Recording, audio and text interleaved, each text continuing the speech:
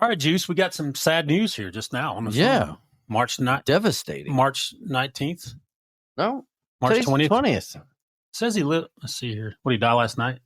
I guess. It says March 19th, but they just now notified everybody. So yesterday. Said that Chuck Norris is dead.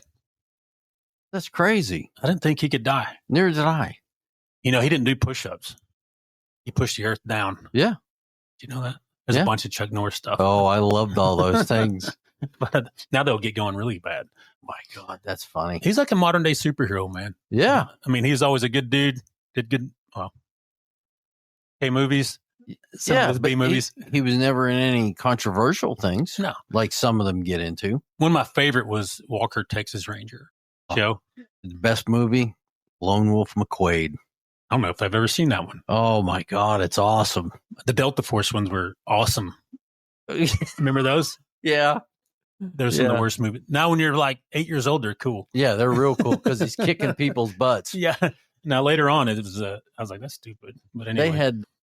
So back in the day, my dad had a beard and mustache like him, and his hair was the same way. Mm-hmm. 2 kids followed my dad around Kmart thinking he was Chuck Norris. Right. And they asked for an autograph. So he signs their little book, Keep Kicking, Chuck. That's good. I bet you those poor kids grew up thinking they had the real Chuck Norris. So the only celebrity I've seen really in the Charlotte airport. You ever been to Charlotte airport? Yeah. So, you know, you get the centralized, like most of them have a food court per Yeah, they got terminal. That little hub. They got the big centralized one, right? And everybody's kind of sitting out there. You can see each other and stuff. And I saw Diamond Dallas Page out there. Oh, DDP. And I said, DDP, real loud. And he goes, "What's up, brother?" It was DDP. I think he's pretty cool. Yeah. It's DDP. He does yoga now. Yeah.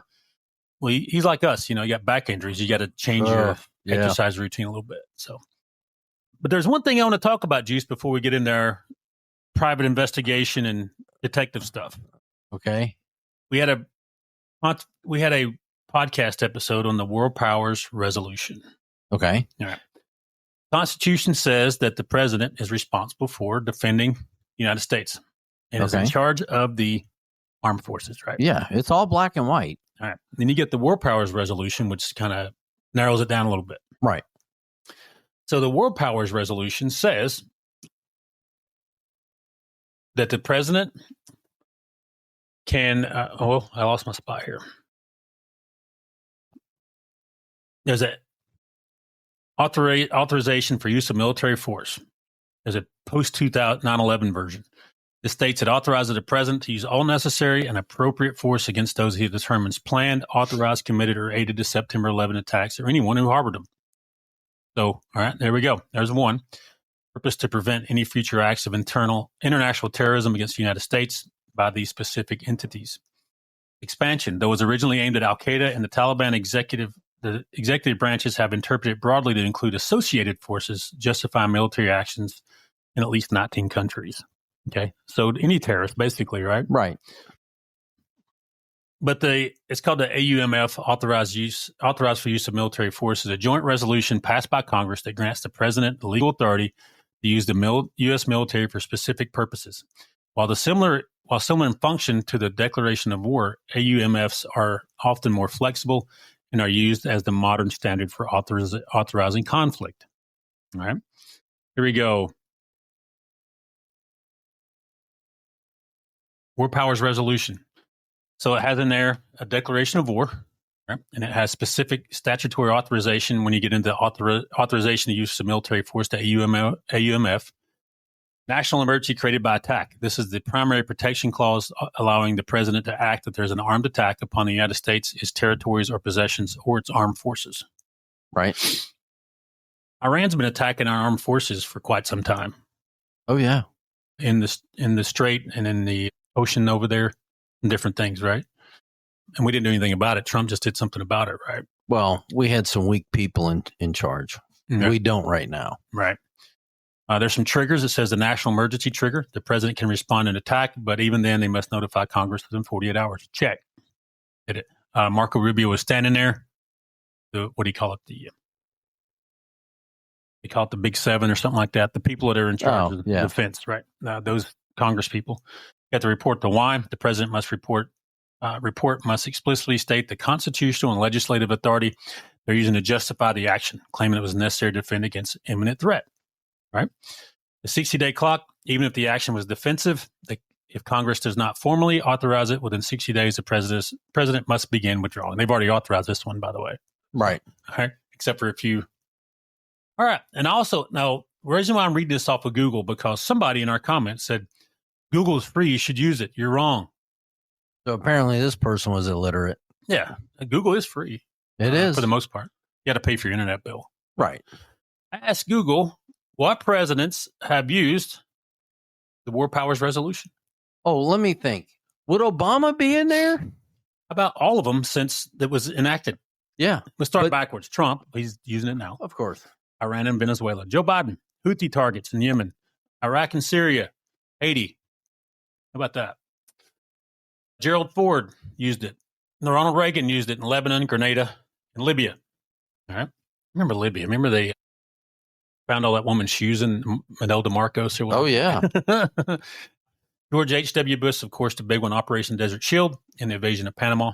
Bill Clinton, Somalia, Haiti, Bosnia, and Kosovo. I was in on his Kosovo. Barack Obama notified Congress of the 2011 military intervention in Libya, though he famously argued the 60-day limit did not apply because the mission did not constitute hostilities. So how, if it does not constitute hostilities, why are we there? Because back when we went to those triggers, it had to be hostilities was a key word in there. Right. Well, Nancy Pelosi even agreed. He didn't even need permission. Yeah. She even said it. So why do they pitch a fit now? Because it's Donald Trump.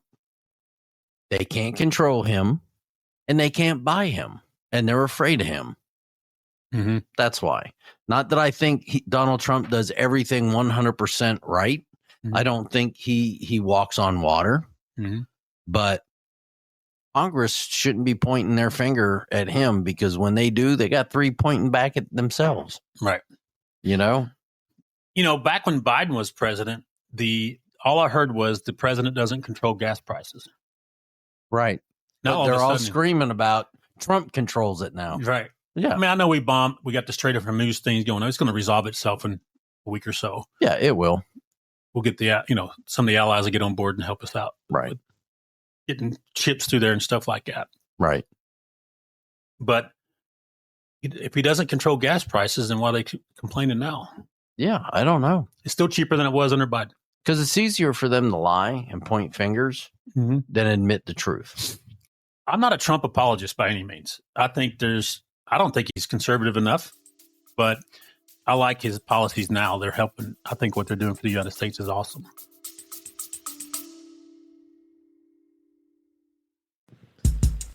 If you're a pet owner who wants real talk on training, behavior, and everyday life with animals, check out the Fresh Patch Podcast.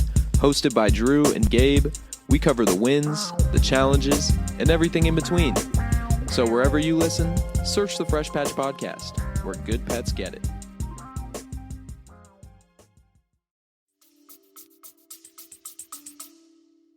I do. I mean, I think he's doing the right thing. Mm-hmm.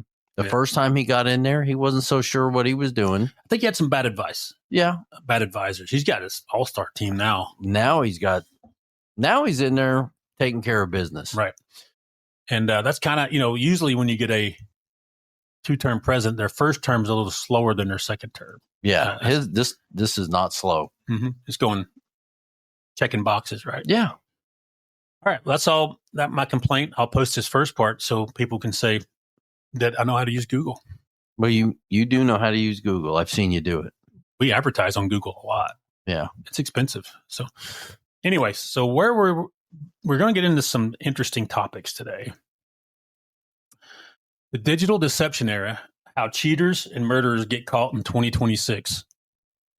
You think it's a correlation between cheaters and murderers? I do. If somebody's got the right mindset to cheat on their wife, what do you think they would take the next step and murder somebody to cover it up? I do. Happens a lot, right? Yeah. It typically starts with something like that where they're covering up an affair, or something like that. There's some so we dive into modern infidelity investigations in the age of apps, AI deepfakes, if we got a case. I worked on that. burner accounts, social media trails, all those things. We do all that stuff, right? Right. Open source intelligence, reverse image searches, geolocation pings, or dating site forensics to uncover affairs. We got a digital dating deception case that's kind of recent. So we got Morrison versus Morrison in 2024. This is a high net worth divorce. A single deleted WhatsApp message thread became the smoking gun. Forensic experts recovered the message at a cost of just $12,500. Digital forensics ain't cheap, y'all. No, it's not. Revealing Bitcoin wallet addresses tied to $4.7 million in undisclosed cryptocurrency assets. How about that? The court awarded the discovering spouse $2.3 million, half of it, adjustment based on the hidden holdings, an astonishing 188 to 1 return on the forensic investment. So we get a lot of people say it to us, hey, you're $6K, $12K, you name whatever it is. It's too expensive. But they're not looking at the payoff down the road. Yeah. You know what I mean? So, or if there's children involved, they're not looking at that either. So they're like, man, and it's not like you're just looking at a phone. No, we're going through the guts of that thing. Yeah. Phones, laptops, desktops, everything. Right. So this case highlights how ephemeral, that's a big word, ephemeral. Right. I like the word ancillary. Same thing, right? Yeah. Add-ons. That's all it means. Yeah. Apps like WhatsApp are often used for discrete communications. They are. Leave recoverable traces in cloud backups or device slack space. So we got the one now, everybody using that. Oh, man, I forgot the name of it all of a sudden. That one app, they said, oh, it hides in my text messages. We got Snapchat, which doesn't. We've already proven that. Yeah. You got the other text message. They say it's discrete. Now, it is discrete between senders. Like, it's hard to do a man-in-the-middle attack, but it does leave tracks on your phone. Sure, it does. And we found those tracks before. Similar patterns appear in other 2024, 2025 cases involving deleted emails or texts leading to sanctions. Spoliation. That means evidence destruction. Spoliation. With average penalties around $187,000. So we've had those before where our party subpoenas the opposing party's phone. Now they're under a spoliation order. It means you can't delete any evidence. Right. We get the phone and it's been factory reset. And they automatically get spoliation sanctions. But we get it open and we can find stuff in Slack space and in cloud, if we can get a cloud account where there's tracks showing where they hid stuff, deleted messages to their boyfriend or girlfriend, those things. So yeah, spoliation is a big deal, especially on the higher value case it is. Remember the Kiss Cam incident last year? Which one? Andy Byron, the CEO of Astronomer, was caught on the Coldplay concert. Kiss Cam. Yes. Now she's coming out saying, he lied to me. Oh, God. You know that. You know what his deal was. Oh, yeah. The moment went viral with concert footage and Chris Martin's on stage quip. He said either they're having an affair or they're just very shy. That was from the stage. Yeah. That's funny. Well, it's not a full divorce filing yet. The incident sparked discussions on fault-based grounds like adultery and potential proceedings. So we had a lawyer on here a few weeks ago. Right. In Alabama, it can be a fault divorce, right? You can say because of adultery, because of abuse. You can say a bunch of things. And people on Facebook say you can't. Oh, yeah, you can. The lawyer said yeah. Imagine that. He's been practicing here for about 12 years. So maybe he should re-Google. But anyways, it can be fault-based, and that can have a significant impact on division of assets and alimony and those kind of things. So, yeah, now she's saying he lied to her, saying he was divorced already and all this stuff. She went on Oprah. Oh. How do you get on Oprah to talk about your cheating stuff? I would like to go on Oprah. Not me. I'd go on Oprah. You get a lot of eyes on you there. No, so, I'd rather go on The View. The View, or I'd go on Joe Rogan. Yeah. The View. You'd go on The View? Oh, absolutely. That would be a hit right there. Yes, it would. Let's talk about how that would go. I would lose my filter when I walked in that studio. I'd be in the front row going. They say, they always have one they say that's conservative on there. Right. They're not. They're not. Not one of them is conservative. They all hate Trump. You got some that are looming way out there. Yeah. But there's this other one. I remember this show a while back called Party of Five back in the 90s. Remember that? Yeah. You got Scott Wolf, who was one of the main dudes on there, right? And he got a divorce in 2025. They shared text messages during their contentious split where Kelly allegedly admitted to planning false allegations, including psychological abuse and child endangerment for court advantage, despite claiming she didn't believe him. Haley later posted private text online, violating the gag order and leading her to her arrest on electronic harassment charges. These leaked exposed messages became central to custody and credibility arguments, illustrating the double-edged sword of digital communications and celebrity divorces. Easy to weaponize, but risky if mishandled. So she was planting evidence on digital side. Oh, yeah. Saying he was a bad dude and all this stuff. It gets bad in those celebrities because you're talking $50 million. They're getting big-time money, properties. But the bad thing is they're trying to do things they're not really qualified to do.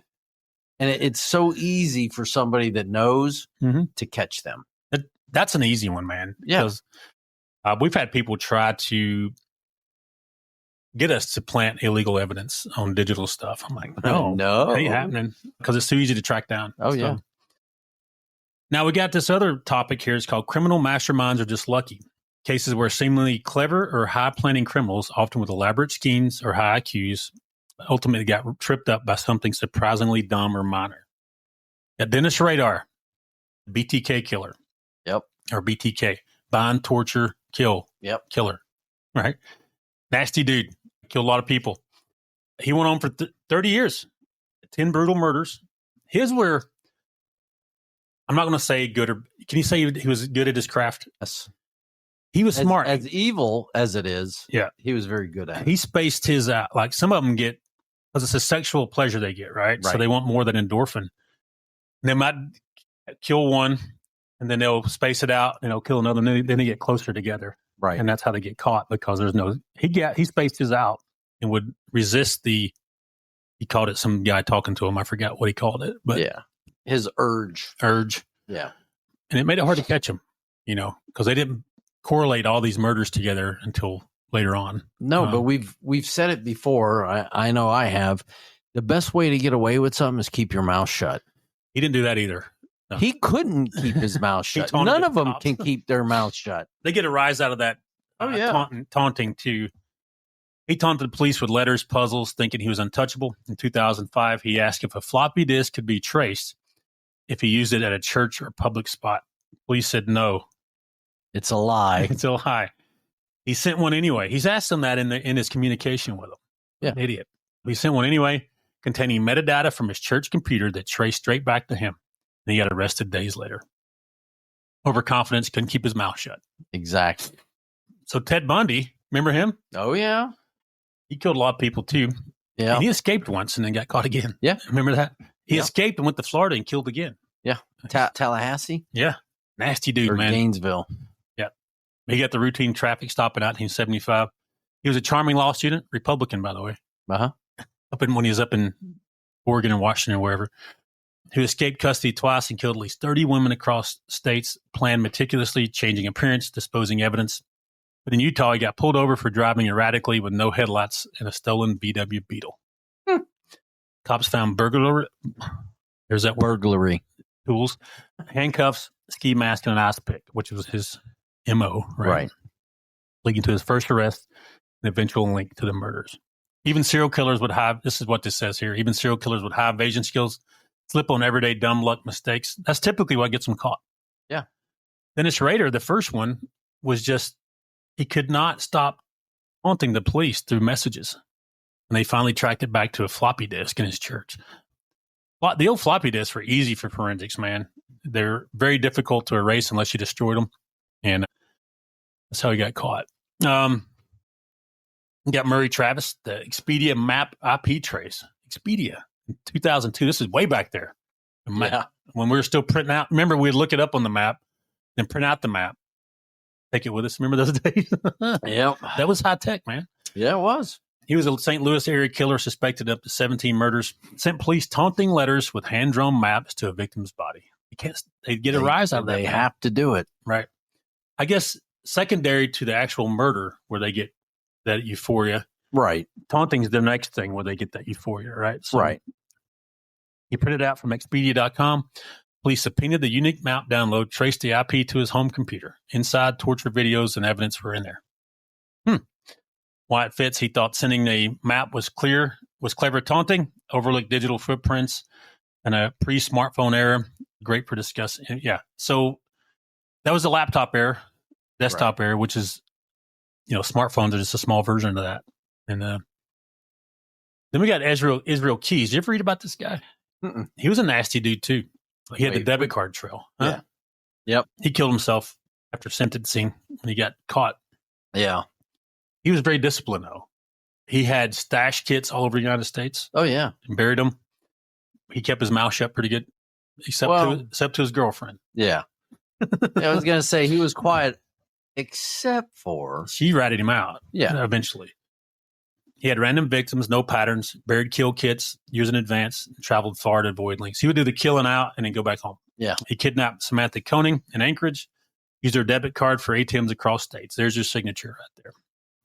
But the card trail and die pack cash led cops to his rental car. He got arrested in Texas. But he was good except for that right there. Yeah. And then you got Bryan Kohberger, the recent one, the recent murders in Idaho. Here's one about that one. It's crazy. He went in and controlled 4 or 5 adults. Yes. You know how hard it is to control one adult? Yes. How many did Charles Manson control, though? All of them. Everybody showed up at that desert camp. And old Chuckles there was only, what, 5'3"? But I'm talking about murdering somebody. Like they walked in. He walked in with one person. It's all mine, though. And threatened them. He had to threaten them, yeah. But if you walk in here with me, he wouldn't attack us, though. No. In his recon, he'd have went to the next house over. Yeah, he would have done better down the road. He might have killed me, but he was going to remember it. Yeah. That's what I always tell people. You might beat me up, but there's going to be something lasting. You know, so, absolutely. Be the worst 6 seconds of your life. So, that's about. I'm tired. I'm old and tired now, man. Yeah. But his car got picked up on the campus cameras, and picked him up in Pennsylvania of all places. Huh? Up at your house. Not at my house, but close. His other on that side of it, right? Yeah. But you got Robert Durst. That was famous. Remember that guy? Yeah. All right. The famous hot mic confession in 2015. Durst, a wealthy real estate heir suspected in 3 murders over decades, including his wife, evaded justice through money and connections. While filming a documentary, The Jinx, a hot mic caught him muttering in the bathroom, "What the hell did I do?" Killed them all, of course. It aired after his arrest, but sealed his fate in trial. I remember that one. They can't stop. I remember watching that one, man. A few documentaries about it. He went down, though. Is he dead yet? I don't know. He's at least in prison. I ain't looked him up. Yeah, but I don't know if he's dead, though. Yeah. But yeah, man, that's crazy how. So it gets even harder nowadays because everything's stored in the cloud and those footprints are everywhere. You know, it ain't like it's local anymore. It's out there. That's how they catch all these pornographers now, because they have agreements with Google Fiber, AT&T, whoever. Hey, we're going to monitor your traffic in between. Could get into it's an open warrant, is what it is. Yeah, but they monitor traffic and they're searching, listening for keywords. Yeah, and files, and they find them. And they trace them back to your IP, and you're done. So people swapping child porn and all that stuff. But one thing we're finding with the child porn is going back to more of a analog system where they're doing it. They're doing drops with printouts and floppy disk and thumb drives and those kind of things. They think the higher the technology, they won't pick up, lower grade technology. Right. That's not true. Well, they can't help themselves either. They start transmitting around and trying to sell it. Yeah. I'm glad they're caught. I think they should be castrated and thrown out in the wilderness. Yeah, no, not me. I think they should be castrated, fed them, and then they should be executed. No, I want them to suffer for a while, though. Oh, they're going to suffer for a while, but in the end, they should all be executed. I think we should get some crazy lifer prisoners, inmates now, and they get to do what they did to the children for a little bit. Yeah, I'll agree with that. That'd be pretty cool.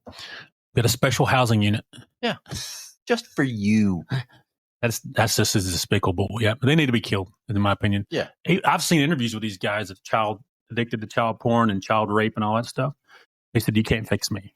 You can't do it. They admit it. They say you can't do it. From that. There is no coming back from that, period. Yeah. They'll say, if you let me out, I'm going to do it again. They'll say it. Yeah. So, not like they got mad and killed somebody. No. This is something in their brain that's messed up, man. So, don't you agree? Yeah, absolutely. And I absolutely agree they should be dead. Yeah. All right, Jus, that's all we got for this one. Thanks for coming again today. Absolutely. You're the man. I'm here all the time. You're the man. You look like you need a nap. I'm the homeless guy that sleeps on your porch, remember? Yeah, we found you. Felt sorry for you. Yeah, it's okay. It's like a stray. All right, we're getting out of here. That was a lot of stuff today, but it was fun. Yep. All right, man. Talk to you later.